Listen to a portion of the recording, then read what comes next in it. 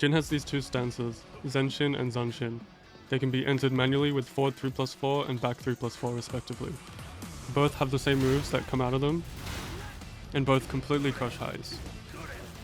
Jin can't block in either stance, and they can also be cancelled into his weave step with down forward. There are a couple of differences though. In Zenshin, he advances forward. In Zanshin, he retreats back. In Zanshin, when he retreats back, he can cancel by tapping forward to immediately enter a forward dash. Out of Zen, Jin has Zen 1-2, which is a mid-mid knockdown. The second hit is minus 14 on block, but you can cancel into crouch dash by holding down forward after the 1-2. Just keep in mind you're minus 22 after the cancel, so you're relying entirely on mental frames. Jin can also do Zen 1-3, which is safe on block, but it's a mid-high. There is a mid-high string mix up here, but you'll mostly just see it used as a combo ender because the risk reward isn't that good. Zen 2 is a safe high homing power crush heat engager that does chip damage. In heat you won't get a launch, but you'll get around 40 damage. Next up is Zen 3, which is another homing option. It's plus 10 on hit, which is pretty good, and it ballerina spins, so you can get a wall splat. On counter hit it knocks down for a guaranteed follow-up. On block it's minus 9, so it's safe, but you completely lose your turn. Jin also has a dive kick, which is done with Zen 4. This move low crushes and knocks down for a guaranteed follow-up.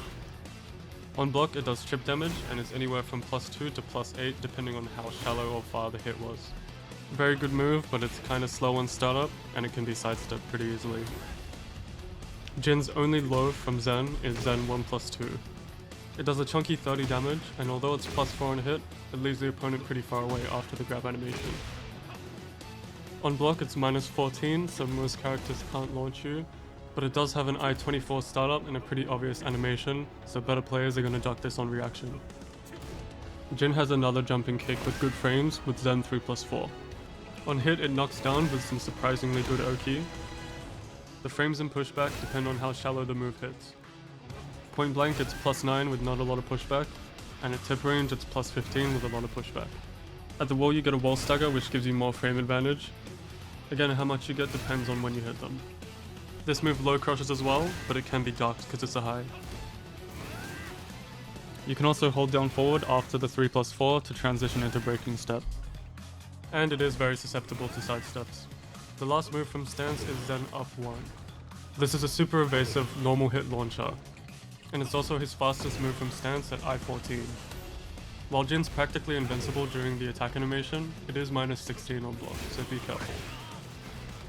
So, in order to understand how to apply these moves in game, we need to understand what moves transition into Zen and at what frames.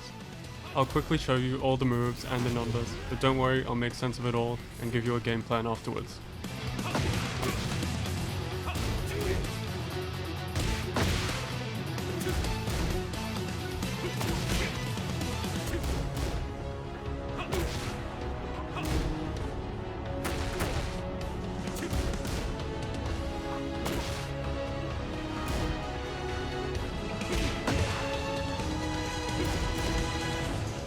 Now that we know all of the frames, let's build a game plan.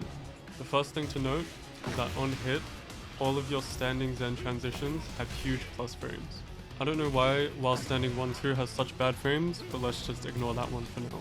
So the first step is to figure out how to counter people who are mashing out of your stance.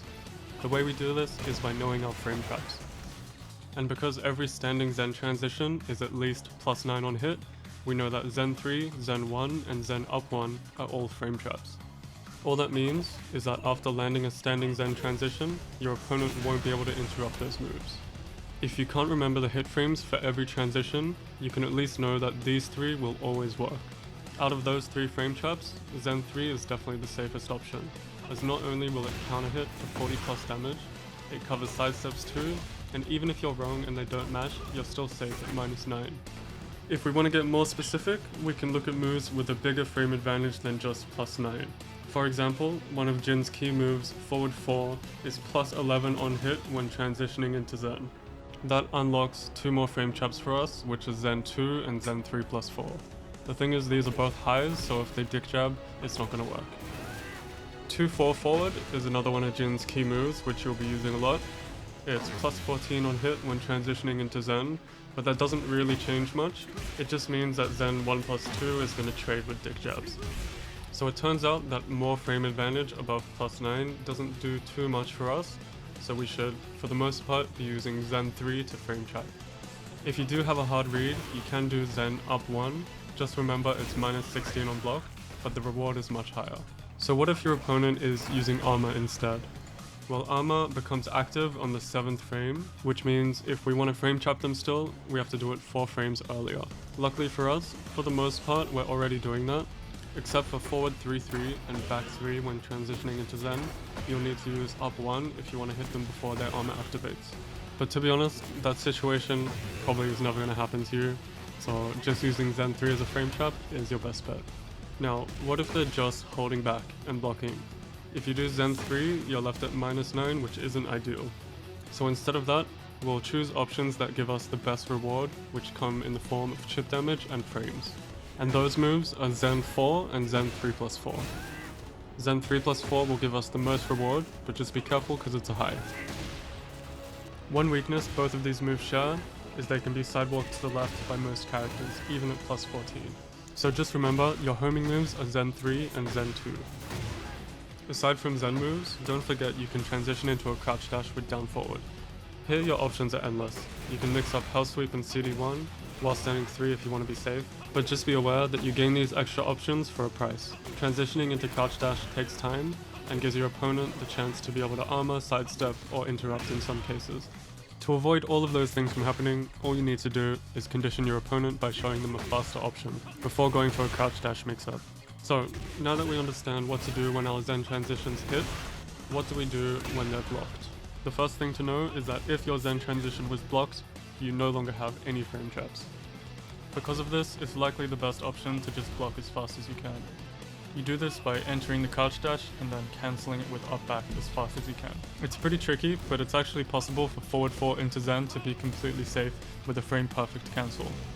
So the point of blocking isn't just to remain as safe as possible, but it's also to try and get some information on the opponent. Although frames aren't on our side here, we do have a few tools we can use to counter what our opponent's doing with the right read. If they've shown you that they're gonna jab or jab, we can pick an option that crushes jabs, like up 1 or 3+4. If they're doing a dick jab or any low, we can go over that with up 1 and 4. And if they're taking their turn back or doing any slower mid, like a down forward 1 or a down forward 4, we can go through that with armor. The reason we don't armor on a jab read is because the opponent can actually still block after their jabs are absorbed, and if they're sharp, they can jump as well.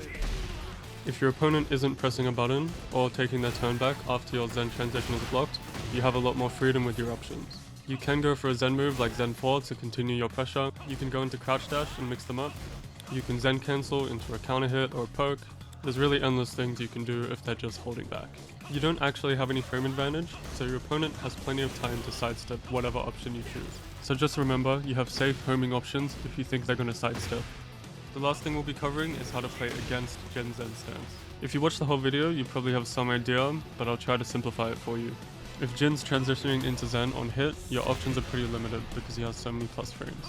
However, if the Jin is only using Zen 4 and 3+4 because he wants to get more plus frames, you can sidestep them both to the left even on hit.